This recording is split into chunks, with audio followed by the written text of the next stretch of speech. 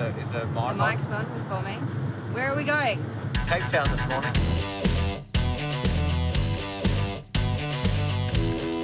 Everybody in Joburg seems to have this thing against Cape Townians. Joburg rules! Which is like the Melbourne-Sydney rivalry back home. It's Max's first time to Cape Town too. Hey, Max. Yeah, but let's trip to Cape Town Virgin.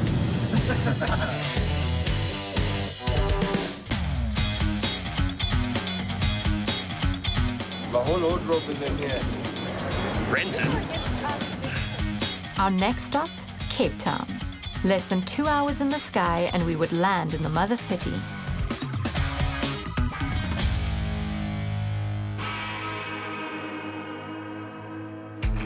This is Brent Owens. He chose to explore the world's different flavors and started his journey in South Africa. We'll be taking you on a guided tour to debunk some of the unknowns and push Brent to the limit as we take this taste of adventure to the extreme.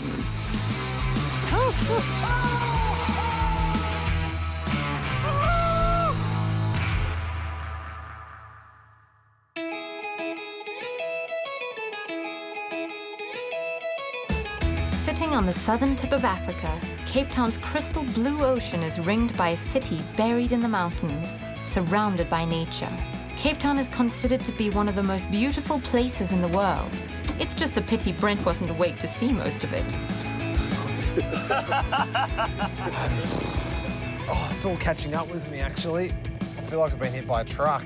It's just been a big trip so far. I felt so good this morning, I was fine. I don't know, the plane hits me into full relaxation. And since I got off the plane, I'm just wrecked.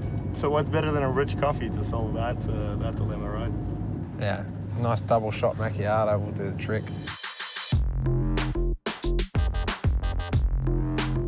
Melbourne is the coffee culture of the world, the coffee capital of the world, I should say. Australia's nowhere near the coffee belt. How does that even work? We don't grow it, but we can make it. I probably sound a bit foul today, don't I? I'm that tired. We decided to debunk Brent's theory on coffee and take him to a place that has mastered the coffee-making art, Truth Coffee.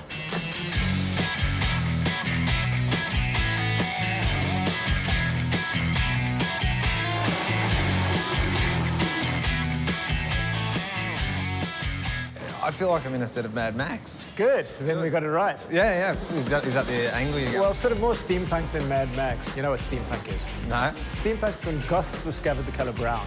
Really? Yeah. And that's the vibe you've gone for? That's what we're going for, a bit of fun. Yeah. So Truth Coffee, did it win #1 in the world? Yeah, the UK Telegraph declared us #1 in the world. They're their declaration, so... Yeah, we'll take it. they're very humble of you. Yeah.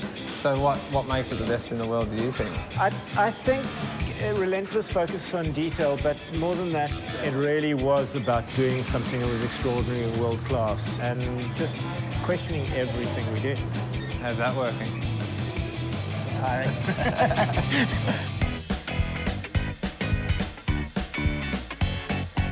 So we're going to do a little bit of a cupping just now. A cupping? Yeah, so Lee's going to teach us how to cup, and yeah, it's nothing to do with cancer of the lower part, and it's nothing to do with what they're doing in the Olympics now. It's something completely different. Yeah, exactly.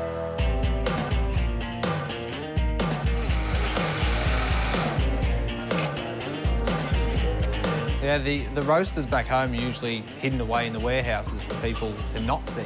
You've got this as the centre point of your whole establishment. It is really about engaging and seeing what's going on and being able to ask questions.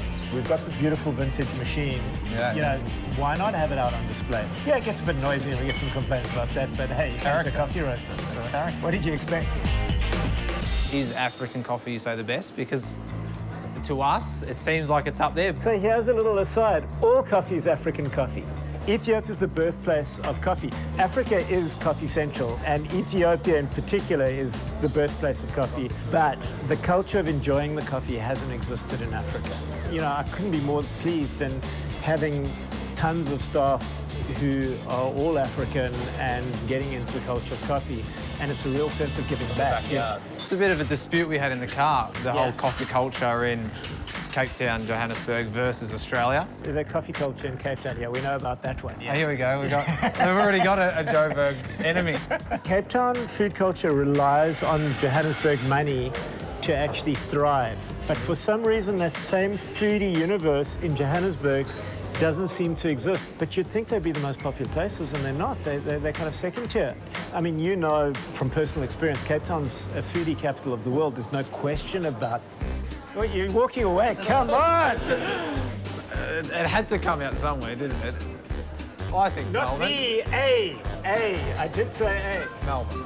Melbourne's just got most livable city in the world. We've got food, we've got coffee, we've got beaches, we've got everything, I'm man. putting us on the list. I'm not saying Yeah. we're on the list. We Just a bit below, but up there. No, Watch this space. I do Watch find Cape Town very similar to Sydney in my experience so far. Sort of half backwards, a bit slower, but not bad. Can't hear you. You mentioned that we're doing some Capping. I'm going to tell you again, it's not that kind of capping. I think It's not- about it's not that going to big the kind of- doctors and getting tested for. Well, you do that in your own free time. Let's go and taste some coffee.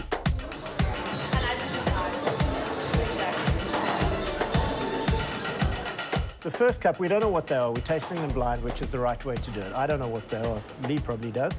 Okay, so you're going to grab a little on the spoon. Okay, and now you're going to slurp. You're really going to make as much noise as you can, trying to aerate and really expose your tongue to the flavor. So like this. Yeah, not too bad. Who decided to come in the white T-shirt? Did you get anything? Yeah, I'm getting like a. You get that rich chocolatey style flavour. Yeah. Let's go for the second one. Now we're comparing them to each other. What matters more is not the absolute flavour, the relative flavour on this table. These are all great coffees. Can you tell the difference straight away? More or less. Am I meant to be able to? No. Okay.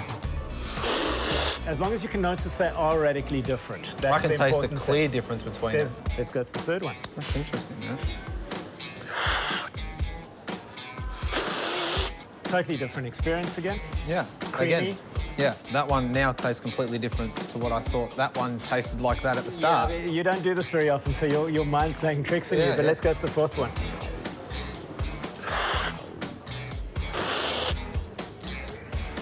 Stronger, that one. That's interesting you said it was stronger. Why is that? Decaf. Yep. Swiss water decaf. Pretty hard to roast, and that one of the tricks we use when we roast is the colour of the coffee, and the colour just lies shamelessly. Yeah, maybe that's what it was, because I saw it was darker. I expected it to be richer. This is my favourite. I'm pleased you said that. Why is that? It's an It's an Ethiopia. Ethiopian coffee. Yeah, it's just an amazing, amazing coffee. Is that your pick of the bunch? It's always my pick of the bunch. It's been a great experience, and I'm understanding now why this is the best place in the world for coffee. And I really, really, really hope that the culture picks up here so that next time I come, there's people grabbing and going. Man, awesome.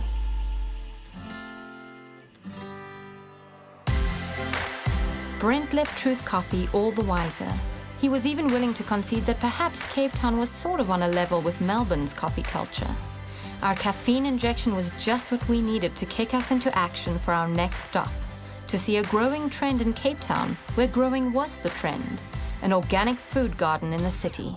Now, I was a bit surprised when we arrived on location. Usually, when you think of farming, you associate it with miles and miles away from the city, but we're actually really close. Yeah, this is in the middle of a suburban neighbourhood. This is the Rangi's City Farm Market. It's what we would say is the forefront of the kind of organic movement in the city, and we'll show you around. Sure.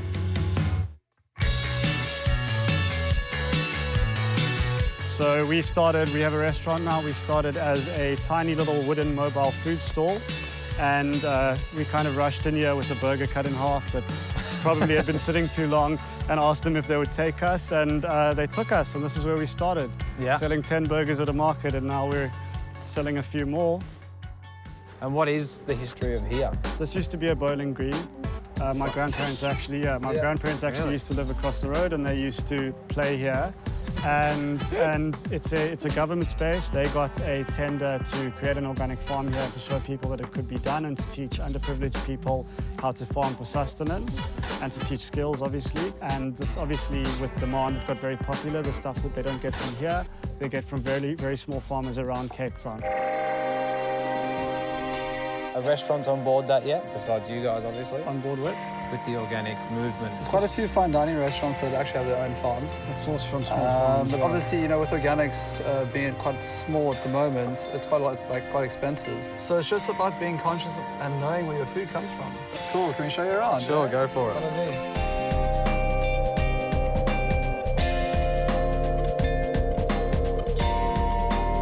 What about the food culture in Cape Town specifically? I feel like it's a little bit more advanced than Joburg. It is. Cape Town is quite a creative and experimental city. It's almost like a little slice of Europe because there's such a kind of creative and imaginative and also fickle and fast-moving. They want different things. It's a melting pot of different cultures, you know? I'm coming to your burger bar in a couple of hours, so... Cool. All right, guys. Cool. Nice to Thanks meet so you. much, man. I'll see you in a couple of hours. Yeah, Sweet. See you, dude. Organic farming and food is the current hot topic in South Africa. And although it's not a priority for everyone, it is definitely a subject most people have an opinion on.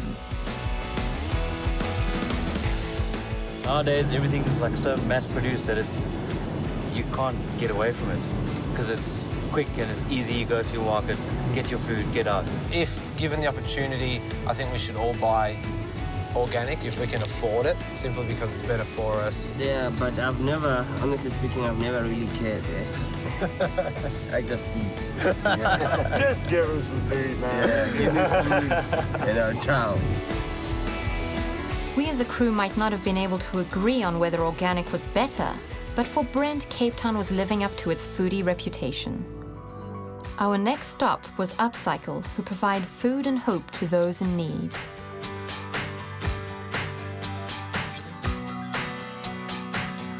We arrived in Claremont and Brent was hit hard by what he saw. We all felt like tourists with expensive cameras exploiting other people's poverty.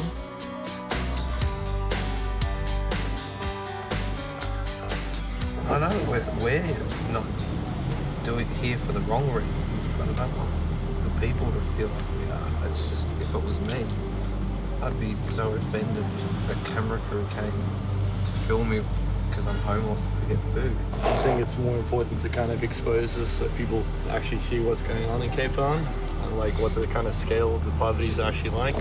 We're not doing it for the wrong reasons, but it just feels like we are.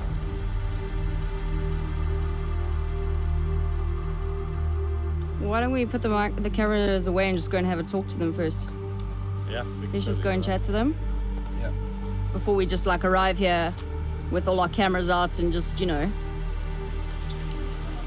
Yeah.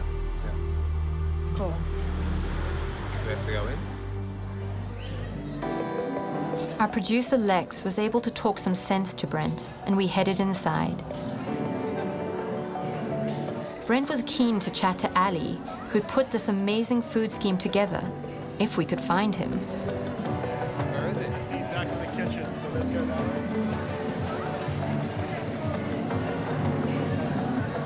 How are you, man? Very well done. Good, good, good. Welcome to the kitchen. No, I feel good now. I do.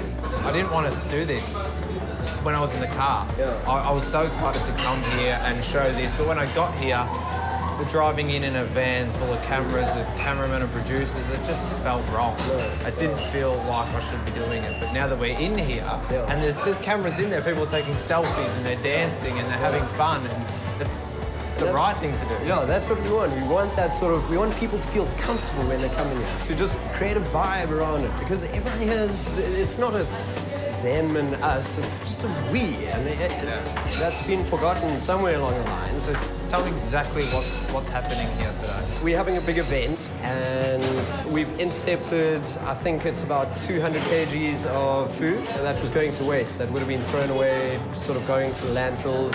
It's not a soup kitchen, it's not a charity. We're not here to sort of feed the guys on the streets. We're here to create a conversation and to kind of bridge the gap. That's why we're inviting anyone to come here, and we actually suggested now when everyone's getting their meals to pair up. So that when you sit down, you have that conversation. Shall we go and have some stories? Let's go.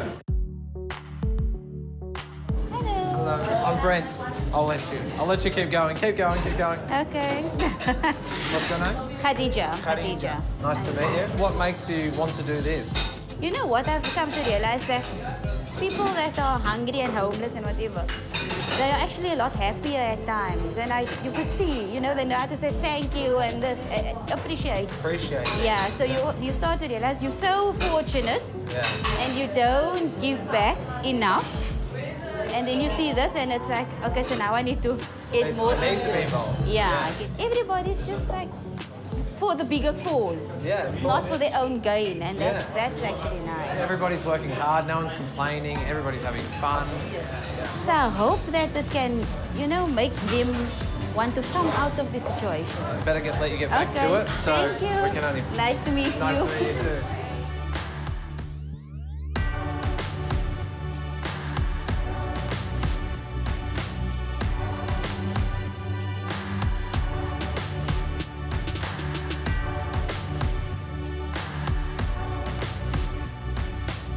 It was beautiful to see life in all shapes and forms being celebrated. Visiting Upcycle reminded us of life's infinite potential and that there was always hope when there were good people doing kind things in the world.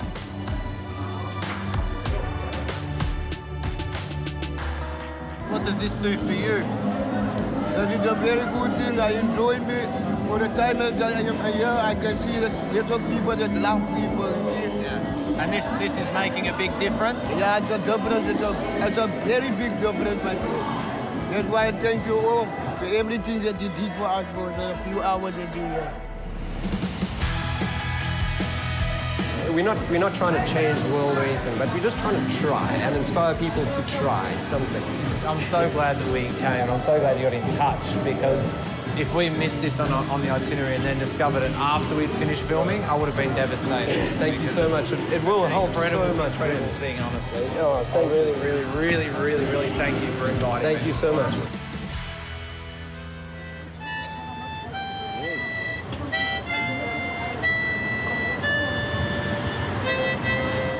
What an hour that was. I can't believe that what I thought this was going to be let me get that upset, you know, from feeling like these people would hate us being here, and to what it actually was just completely different. I guess I had a preconception and I made a judgment, and I feel like a bit of an idiot because of it. This is the reality of Cape Town, but in a positive way. And I walk out and it's like, that is awesome. This should be happening everywhere in the world.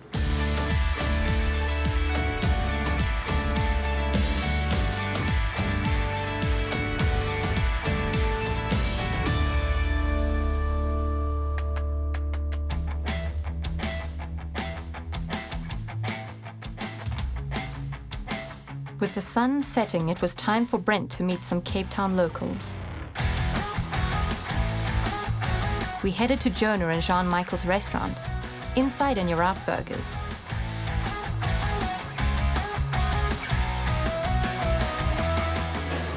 So this is where the magic happens, mates. Like we spoke about, you know, having all of our sprouts grown in-house. These are sunflower shoots.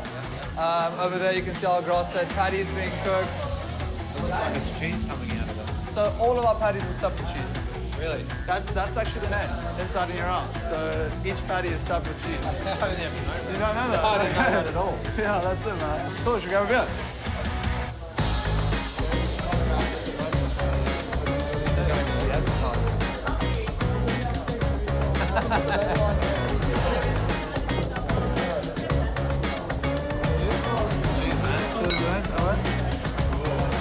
So why Cape Town? To be honest, I think it's the best city to live in South Africa. It's just eclectic. It's got a good, you know, it's a good environment to be at this age. I think it's very kind of passion-driven in terms of like there's a lot of people starting their own businesses.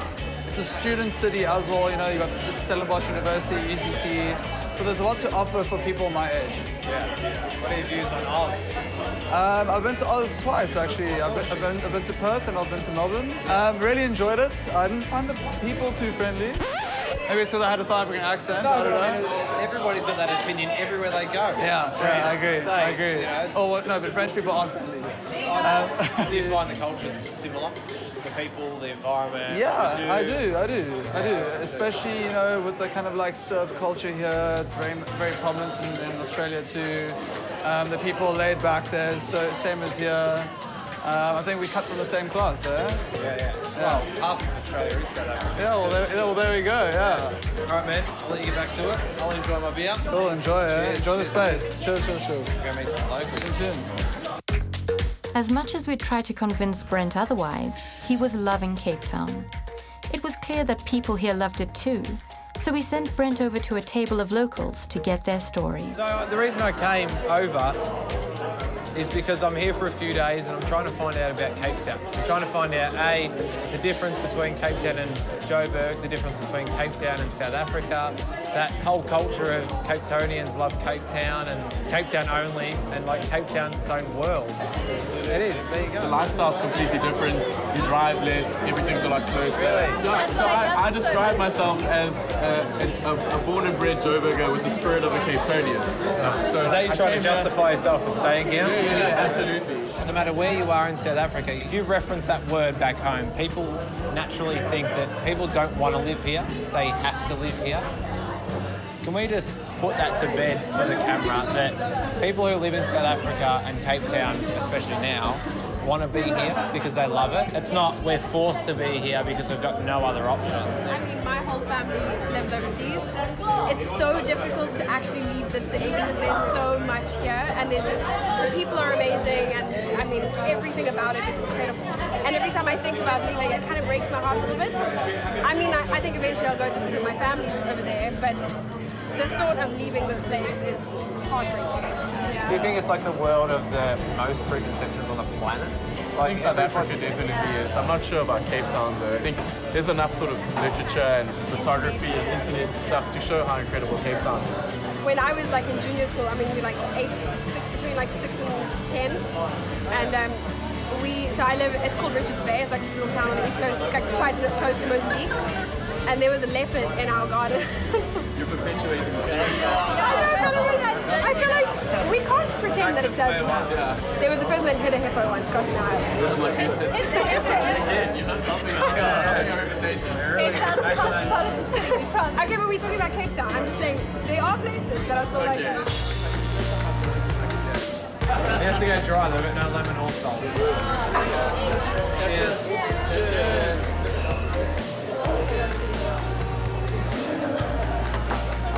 It's like water. Quite mild. Yeah, it's not bad. I'm gonna hate this, but I'm a Cape Town convert so far. Why are you a Cape Town? I know everybody's gonna hate me for it, but it's cool, man. I can see why people love it here. It's upbeat, it's fun, it's energetic. This has got that vibe of Melbourne, to be honest. It's a social, fun lifestyle. And that's what I love about Melbourne, and that's what I love about Sydney, and that's what I love about Cape Town. Reluctantly, man. Brent had fallen under Cape Town's spell. We were even beginning to feel it a bit ourselves.